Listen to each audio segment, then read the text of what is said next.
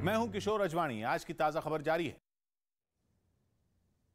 रूस के राष्ट्रपति व्लादिमीर पुतिन ने अपने दुश्मनों को फिर दो टूक बोला है। पुतिन ने कहा कि युद्ध में दखल देने पर हमारी प्रतिक्रिया बहुत तेज होगी। अगर कोई हमारे रास्ते में खतरा बनेगा तो रूस के पास जवाब देने के लिए हर तरह के हथियार हैं। हमारे पास ऐसे घातक हथियार हैं जिनके बारे में बताया नहीं जा सकता है।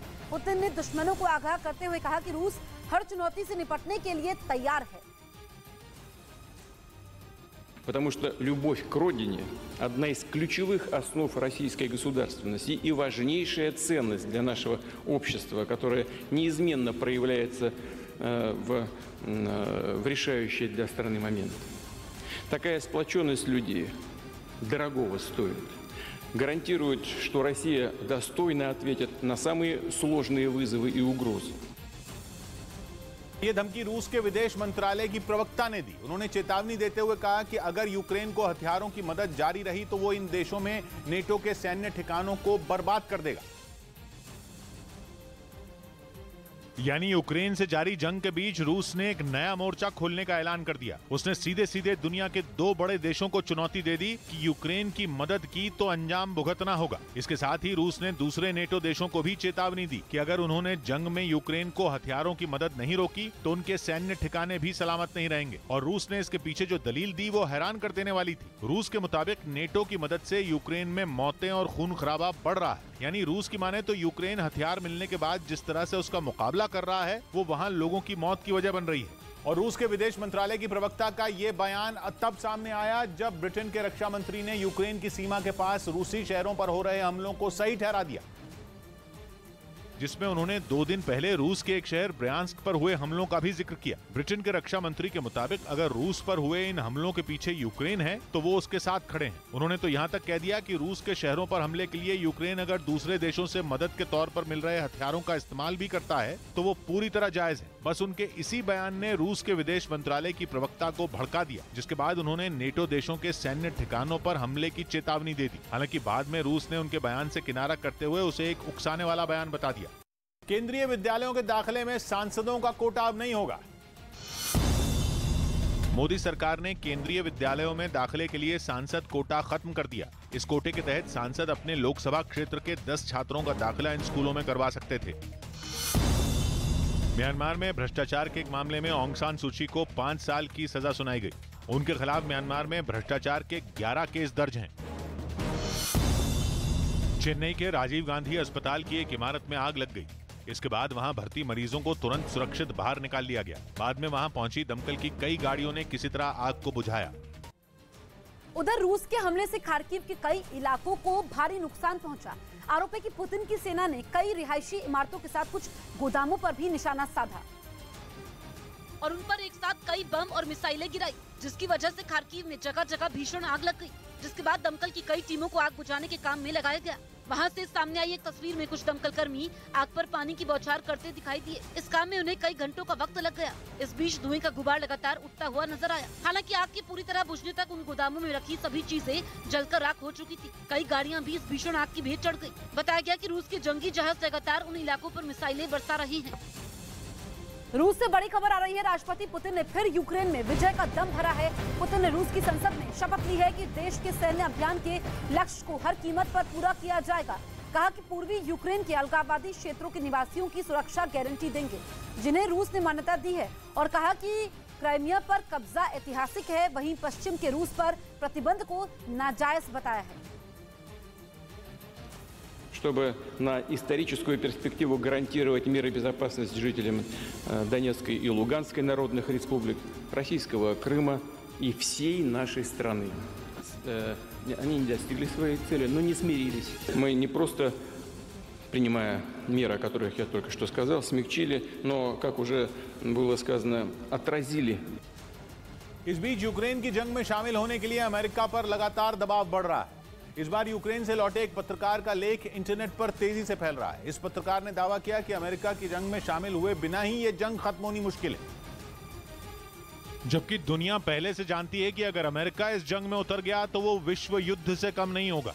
दुनिया की 2 महाशक्तियां टकराएंगी तो पूरी दुनिया 2 खेमों में बट जाएगी। हमीद रेजा जरीफेनिया नाम के एक अंतर्राष्ट्रीय पत्रकार का लेख सुर्खियां बटोर रहा है। उन्होंने यूक्रेन की जंग पर लिखा कि अगर शांति चाहते हो तो जंग के लिए तैयार रहो। मतलब साफ है कि जब तक बड़े पैमाने पर जंग नहीं छिड़ेगी तब तक ये जंग खत्म ही नहीं होगी। उन्होंने खास तौर पर मारियोपोल और बुचा में बहुत बड़े पैमाने पर मानवाधिकारों के उल्लंघन का आरोप रूस पर लगाया। उनके मुताबिक आम लोगों की हत्याएं तभी बंद होंगी जब पश्चिमी देश जंग में शामिल होंगे। और उन्होंने रूस के राष्ट्रपति व्लादिमीर पुतिन की तुलना हिटलर से कर दी। उनके मुताबिक यूक्रेन के हालात तभी बेहतर हो सकते हैं जब अमेरिका इस जंग में शामिल हो। और यही बात इससे पहले खुद यूक्रेन के राष्ट्रपति जेलेंस्की भी कर चुके हैं। वो कई बार नेटो और अमेरिका से इस जंग में शामिल होने की अपील कर चुके हैं।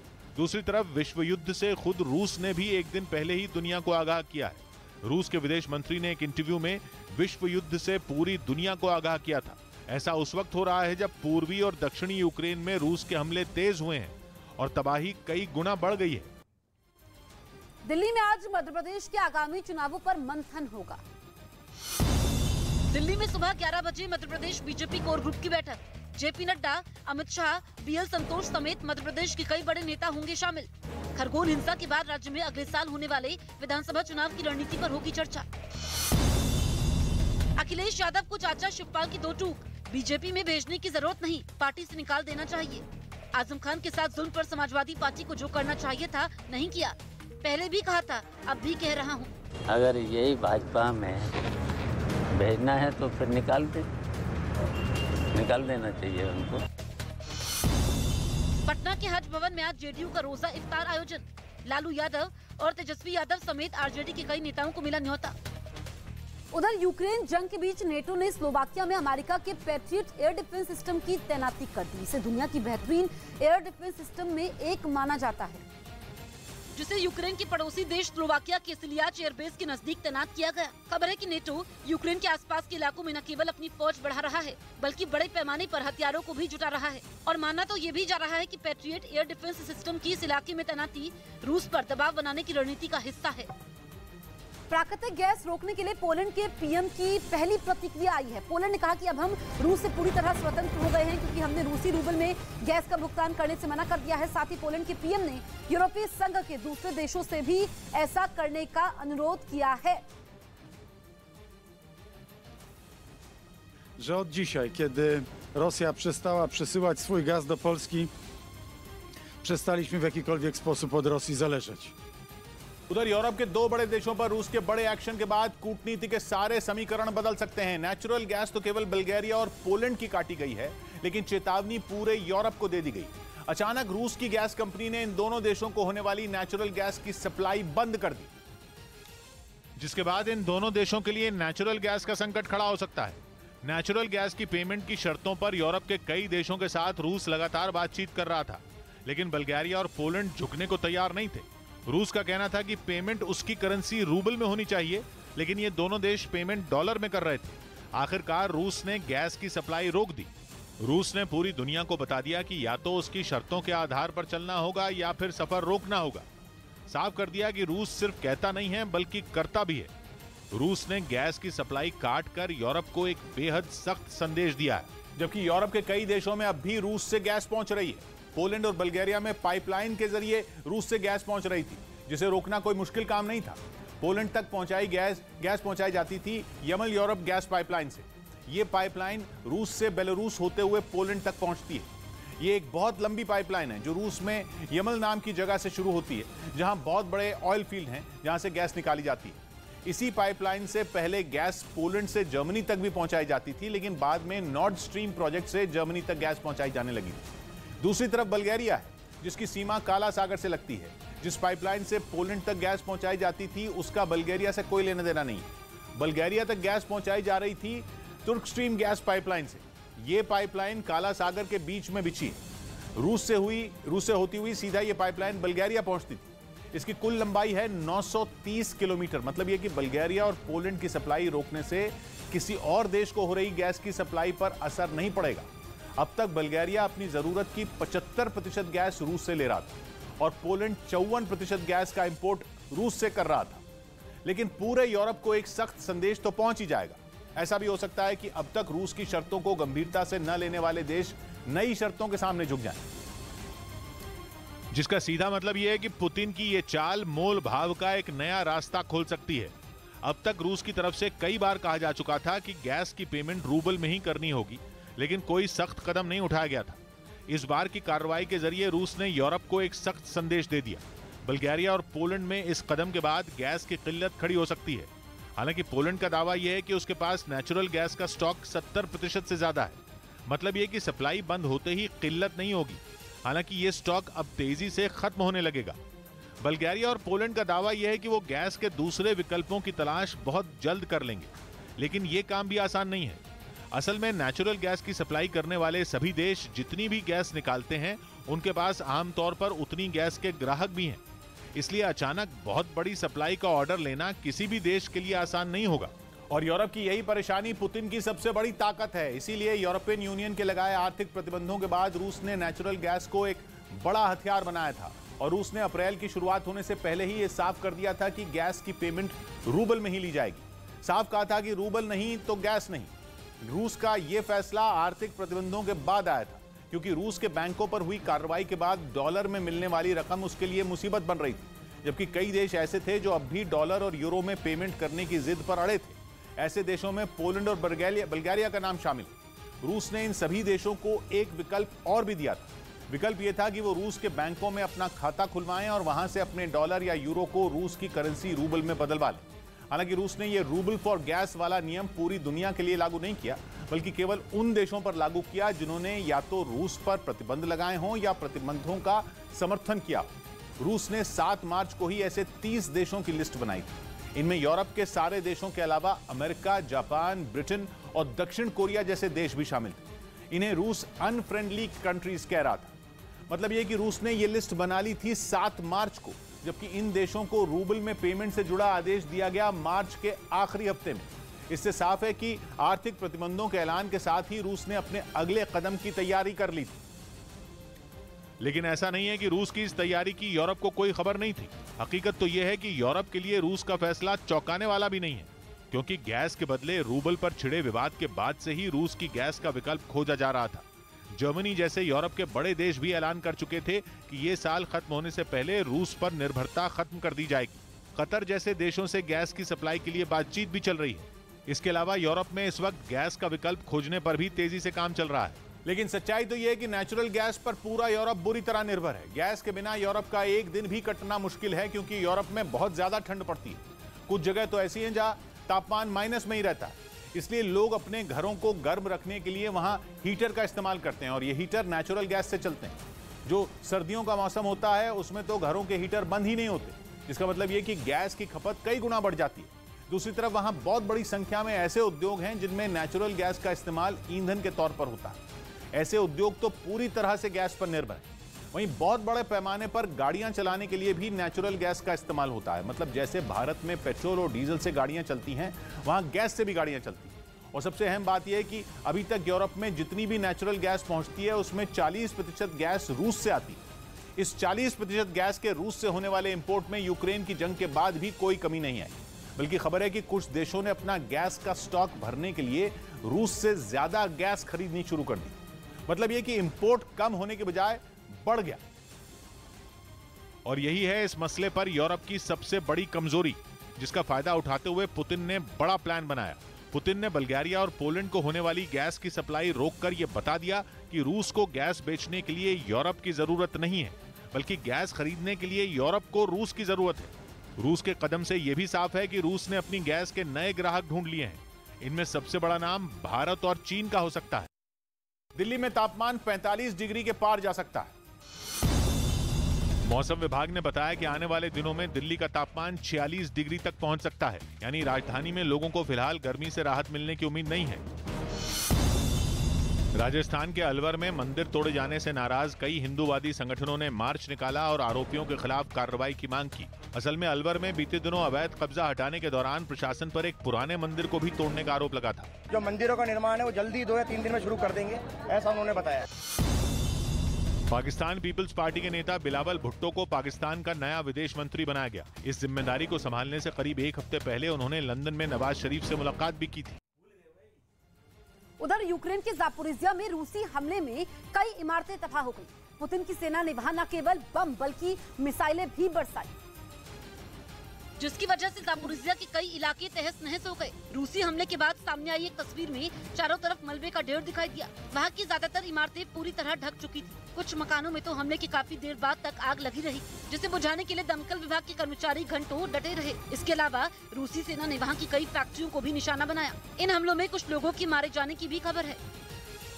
रूस और पश्चिमी देशों में टकराव अब और बढ़ता दिख रहा है। रूस ने कुछ और देशों के प्राकृतिक गैस सप्लाई को काटने की धमकी दी है। रूसी रूबल में भुगतान न करने वाले देशों की गैस आपूर्ति जल्द बाधित हो सकती है। अब तक पोलैंड और बल्गेरिया की गैस सप्लाई रुक चुकी है। बल्गेरिया को रूस से 75% गैस मिल रही थी। रूस के इस कदम के बाद यूरोप में गैस की कीमतों में उछाल आया है। यूरोपीय नेताओं ने रूस के इस कदम को ब्लैकमेल करने वाला बताया है। यूक्रेन के शहर जापोरिजिया में रूसी सेना लगातार हमले कर रही है। शहर के एक संयंत्र पर 3 बड़े मिसाइल हमले किए गए। रूस का दावा है कि उसकी सेना ने पश्चिमी देशों के जरिए भेजे गए एक बड़े गोला बारूद के बैच को नष्ट कर दिया है, जबकि यूक्रेन का कहना है कि संयंत्र का सैन्य गतिविधि से कोई लेना देना नहीं है। मिसाइल हमले के बाद बड़े स्तर पर तबाही हुई है। फायर ब्रिगेड की टीम आग बुझाती नजर आई। देर रात खेरसौन में जोरदार धमाका हुआ। ये धमाका खेरसौन के टीवी टावर में हुआ। टीवी टावर से आग की लपटें देखी गई। खेरसौन शहर पर रूस का कब्जा बताया जा रहा है। रूस का दावा है कि ये विस्फोट यूक्रेन की सेना ने किया है। धमाके के बाद टीवी चैनल काम करना बंद कर चुके हैं। 2 महीनों से चल रही जंग में रूस ने अब एक ऐसा घातक हथियार उतार दिया जो पिछले कई दिनों से यूक्रेन के अलग अलग इलाकों में कहर ढा रहा है। रूस ने अपने खतरनाक हथियार UR-77 मैचुरित से मारियोपोल के अज़ोवस्ताल स्टील प्लांट पर फिर हमला किया। अब तक यूक्रेन ही रूस के इस बेहद मारक हथियार का इस्तेमाल अपने रिहायशी इलाकों पर करने का आरोप लगाता रहा, लेकिन अब तो खुद रूस की मीडिया ने उसके हमले का एक वीडियो जारी किया, जिसमें बारूदी सुरंगों को तबाह करने वाला रूस का यह हथियार अज़ोवस्ताल स्टील प्लांट पर हमले की तैयारी करता नजर आया। पहले यह गरजते हुए प्लांट की तरफ बढ़ा और इसके बाद जैसे ही टारगेट सेट हुआ, रॉकेट दाग दिया गया। स्टील प्लांट की तरफ बढ़ता रॉकेट अपने साथ कई किलो विस्फोटक से भरे एक पाइप को लेकर निशाने की तरफ उड़ गया और विस्फोटक से भरा पाइप जैसे ही टारगेट पर गिरा, वहां एक जोरदार धमाका हुआ। धमाके के बाद वहां से धूल और धुएं का एक बड़ा सा गुबार उठता नजर आया। रूस की मीडिया की तरफ से दावा किया गया कि रूसी सेना ने अज़ोवस्ताल प्लांट की एडमिनिस्ट्रेटिव बिल्डिंग को निशाना बनाया, जहां यूक्रेन के कुछ सैनिकों के छिपे होने की आशंका थी। महाराष्ट्र में हथियारों की बड़ी खेप बरामद हुई है। महाराष्ट्र के धुले में हथियारों का जखीरा मिलने से हड़कंप। 4 आरोपियों के पास से 89 तलवारें और 1 खंजर बरामद। राजस्थान से महाराष्ट्र के धुले आ रही थी हथियारों की खेप। पूरे मामले की जांच जारी। नोएडा की गार्डन गैलेरिया मॉल के लॉस्ट लेमन बार का लाइसेंस रद्द। जिलाधिकारी के निर्देश पर कार्रवाई। रघुराज सिंह के नाम पर था लाइसेंस। घटना के बाद गौतम बुद्ध नगर पुलिस की सख्ती। सभी मॉल, पब और बार में कर्मचारियों का सत्यापन अनिवार्य। बॉम्बे हाईकोर्ट से एनसीपी नेता एकनाथ खड़से की पत्नी मंदाकिनी खड़से को राहत। पुणे की कथित जमीन सौदे मामले में 20 जून तक गिरफ्तारी पर अंतरिम रोक लगाई।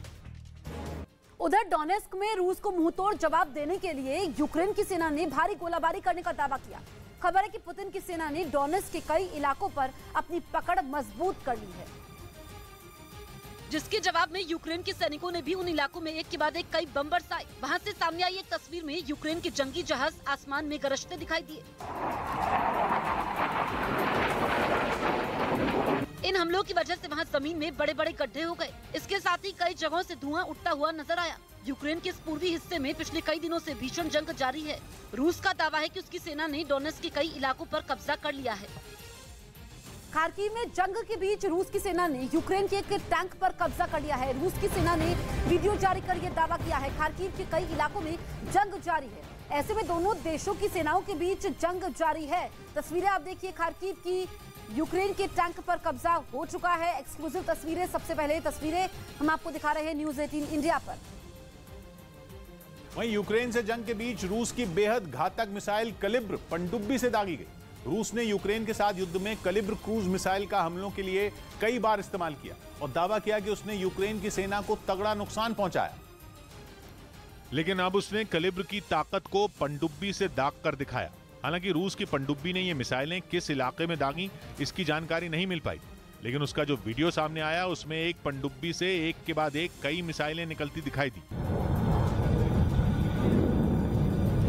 रूसी पनडुब्बी ने इसी तरह कई कैलिबर मिसाइलों को आसमान में दागकर उनकी ताकत दिखाई। और ये तस्वीरें जंग के बीच यूक्रेन की चिंता को और बढ़ा सकती हैं, क्योंकि एक दिन पहले ही यूक्रेन की मीडिया की तरफ से यह दावा किया गया था कि रूस ने क्राइमिया में तैनात अपनी पनडुब्बी में कैलिबर मिसाइलें लोड कर दी।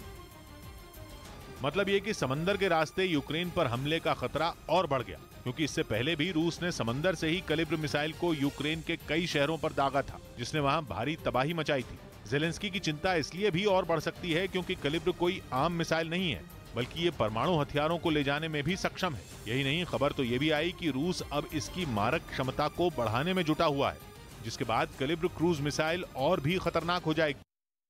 महाकाल मंदिर में भस्म आरती के बाद नाश्ता मिलेगा। उज्जैन के महाकाल मंदिर में भस्म आरती के दर्शन के लिए आने वाले भक्तों को अब प्रसाद के तौर पर नाश्ता मिलेगा। नाश्ते में श्रद्धालुओं को चाय और पोहे के अलावा कभी कभी खिचड़ी भी दी जाएगी। यूपी सरकार ने आईपीएस अधिकारी अलंकृता सिंह को सस्पेंड कर दिया। आरोप है कि वो पिछले 7 महीने से बिना बताए छुट्टी पर हैं। यूपी के मथुरा में 2 लोगों पर एक मजार को भगवा रंग में रंगने की साजिश रचने का आरोप लगा। इसके बाद पुलिस ने उन दोनों को गिरफ्तार कर लिया। डोनेत्स्क क्षेत्र में भी भीषण जंग जारी है। रूस की भारी बमबारी में यूक्रेन के कई सैन्य वाहन तबाह हो चुके हैं। एक कर रूस की सेना ने कई बम गिराए हैं, जिससे पूरे एरिया में दहशत है। रूस का दावा है कि इस बमबारी में यूक्रेन का एक तोप भी तबाह हो चुका है। उधर रूसी सेना ने पूर्वी यूक्रेन के डॉनबास पर कब्जा करने के लिए हमले तेज कर दिए। राजधानी कीव से पीछे हटने के बाद से पुतिन की सेना डॉनबास को मुट्ठी में करने में जुटी है, लेकिन अभी तक उसे पूरी तरह कामयाबी नहीं मिल पाई है। इसलिए अब रूस ने डॉनबास को तबाह करने के लिए अपनी पूरी ताकत झोंक दी। उसकी तरफ से वहां इतनी बमबारी की गई कि बड़ी बड़ी इमारतें मलबे में तब्दील हो गईं। कई गाड़ियां और मकान आग की चपेट में आ गए। इसके बाद उसने टैंकों और बख्तरबंद गाड़ियों को वहां की सड़कों पर दौड़ाना शुरू कर दिया, जिसका वीडियो भी सामने आया। इससे पहले कुछ सैटेलाइट तस्वीरें भी सामने आई थीं, जिनमें रूस की सेना अलग अलग टुकड़ियों में टैंक, बख्तरबंद गाड़ियों और तोपों के साथ पूर्वी यूक्रेन की तरफ बढ़ती नजर आई थी। अब दावा किया जा रहा है कि रूस की उन टुकड़ियों ने डॉनबास के कई इलाकों में पहुंचकर मोर्चा संभाल लिया, जिसके बाद यूक्रेन के फौजियों ने उन इलाकों से लोगों को निकालने का काम शुरू कर दिया।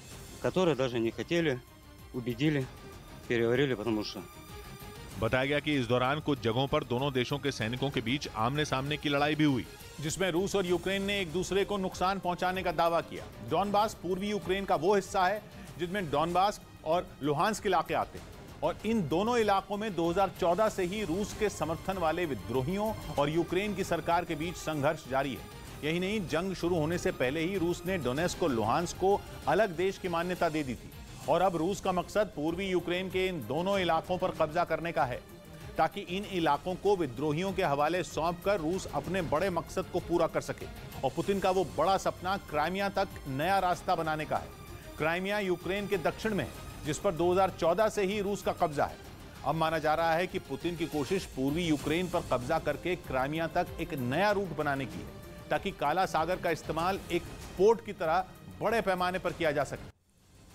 रुद्रपुर में सीएम पुष्कर धामी के सुरक्षा कर्मी और उनके समर्थक आपस में भिड़ गए। सीएम पुष्कर धामी के रुद्रपुर दौरे पर सुरक्षा कर्मियों और कार्यकर्ताओं के बीच हुई नोकझोंक। मुख्यमंत्री से मिलने के लिए कार्यकर्ताओं ने तोड़ा सुरक्षा घेरा। अभिनंदन समारोह में भी मंच पर भारी संख्या में कार्यकर्ता चढ़े।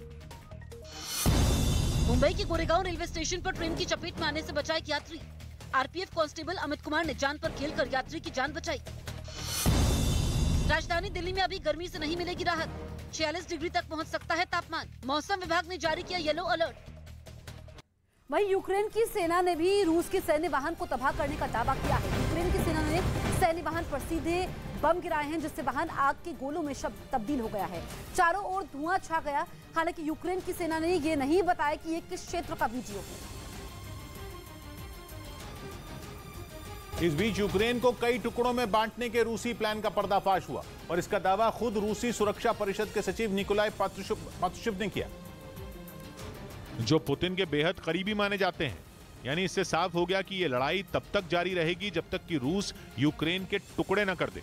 जेलेंस्की ने भी कुछ दिन पहले रूस की इस साजिश को बेपर्दा किया था और उन्होंने नेटो से मदद मांगते हुए कहा था कि रूस का इरादा पूर्वी यूक्रेन को न सिर्फ तबाह करना है बल्कि उस पर कब्जा करना है। और अब रूस के सुरक्षा परिषद के सचिव निकोलाई पात्रुशेव ने एक इंटरव्यू में इस प्लान से पर्दा उठा दिया। उन्होंने साफ किया कि पश्चिम और कीव शासन की वजह से यूक्रेन कई छोटे देशों में टूट सकता है। इसका मतलब ये कि कई दिनों से कीव की घेराबंदी के बाद रूसी सेना का इस तरह पीछे हटना और अचानक मारियोपोल, खार्किव और डॉनबास की तरफ रुख करना उसी प्लान का एक हिस्सा है। इलाहाबाद हाईकोर्ट ने मुख्तार अंसारी के बेटे को राहत मिल गई। इलाहाबाद हाईकोर्ट ने मुख्तार अंसारी के विधायक बेटे अब्बास अंसारी की गिरफ्तारी पर लगी रोक 12 मई तक बढ़ा दी। अब्बास अंसारी पर विधानसभा चुनाव के दौरान भड़काऊ बयान देने का आरोप है। दिल्ली नगर निगम ने जहांगीरपुरी के बाद दूसरे इलाकों में भी अवैध कब्जा हटाने के लिए अभियान चलाने की बात कही। इसी के तहत दक्षिणी दिल्ली नगर निगम के मेयर और कमिश्नर ने जैतपुर, सरिता विहार और मदनपुर खादर का दौरा किया। अवैध निर्माण, अतिक्रमण, इलीगल एंक्रोचमेंट, उन सबको हटाने का काम करेंगे। कोरोना महामारी में महिलाओं की भूमिका पर रिलायंस फाउंडेशन की तरफ से छपाई गई किताब का विमोचन किया गया। इनमें उन 25 जांबाज महिलाओं की कहानियां हैं जिन्होंने महामारी के चुनौती भरे दौर में शानदार काम किया। इस कार्यक्रम में केंद्रीय महिला एवं बाल विकास मंत्री स्मृति ईरानी भी शामिल हुई। पूर्वी यूक्रेन के याम्पिल में भीषण जंग जारी है। इस लड़ाई में भारी तोपखाने का इस्तेमाल हो रहा है। डोनेट्स्क क्षेत्र के कई गांवों पर रूस की सेना ने कब्जा कर लिया है, लेकिन यूक्रेन की सेना भी लोगों के साथ मिलकर जोरदार जंग लड़ रही है। हर तरफ से गोलाबारी की आवाजें सुनी जा रही हैं। ये डोनेट्स्क की तस्वीरें आप देखिए, जहां पर कई गांव ऐसे हैं जहां पर भीषण बमबारी हो रही है। रूस की सेना ने कई इलाकों पर कब्जा कर लिया है। उधर मारियोपोल में जंग के दौरान रमजान कादिरोव के चेचेन लड़ाकों के लिए उनकी बख्तरबंद गाड़ियां सुरक्षा कवच बन गई। तुर्की में बनी इन गाड़ियों में कई आधुनिक सुविधाएं हैं जो न सिर्फ दुश्मनों पर वार करने में मदद करती हैं बल्कि दुश्मन के हमलों को भी ये बख्तरबंद गाड़ियां नाकाम कर देती हैं। ऐसी ही कई गाड़ियों पर सवार होकर चेचेन लड़ाके मारियोपोल की सड़कों पर गश्त करते दिखाई दिए, जिसकी कुछ तस्वीरें भी सामने आई। उनमें एक तस्वीर में कुछ लड़ाके इन गाड़ियों से नीचे उतरे और ललकारते हुए एक मकान में घुस गए। बताया गया कि यूक्रेन में ये लड़ाके जहां भी जाते हैं, तुर्की में बना ये सुरक्षा कवच उनके साथ होता है। उनके खाने पीने की चीजें भी इन्हीं गाड़ियों में होती हैं। असल में रूस के लिए लड़ रहे चेचन लड़ाकों के लिए ऐसा सुरक्षा कवच है जो न केवल जेलेंस्की के जवानों के हमलों से उनकी जान बचा रहा है, बल्कि यूक्रेन की सेना के भी पसीने छुड़ा रहा है, क्योंकि ये ऐसी बख्तरबंद गाड़ियां हैं जिस पर गोले भी बेअसर हो रहे हैं। यही नहीं, इसकी एक खासियत ये भी है कि लैंडमाइन से होने वाले धमाके भी चेचन लड़ाकों के इस कवच को भेद नहीं पाते।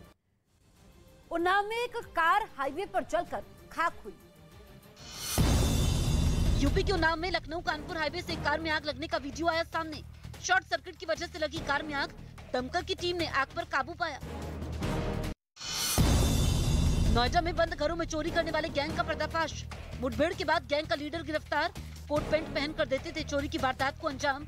चोरी की स्कूटी, लैपटॉप और अवैध हथियार बरामद। यूपी एटीएस का एक्शन। लखनऊ में फर्जी दस्तावेजों पर लोन करवाकर करोड़ों रुपए हड़पने वाले गैंग को पकड़ा। 15,000 की नामी और मुख्य आरोपी सोहेल खान समेत 5 लोग गिरफ्तार। खार्किव में रूसी सैनिक लगातार बमबारी कर रहे हैं। मिसाइलों के जरिए हमले हो रहे हैं। हमले से चारों ओर आग की लपटें देखी जा रही हैं, जिन्हें बुझाने के लिए फायर ब्रिगेड को आना पड़ा है।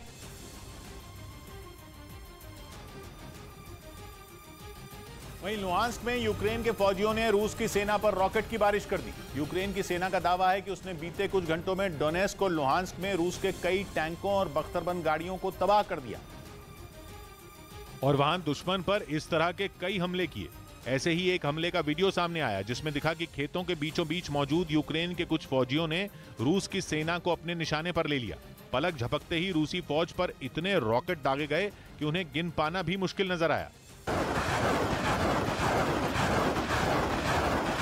यूक्रेन की फौज के इस हमले के बाद काफी दूर मौजूद रूसी फौज के टैंकों और गाड़ियों से धुएं का गुबार उठता दिखा, जो यूक्रेन के सैनिकों के चेहरे की मुस्कान की वजह बना। ब्रेक के बाद भी जारी रहेगी आज की ताजा खबर।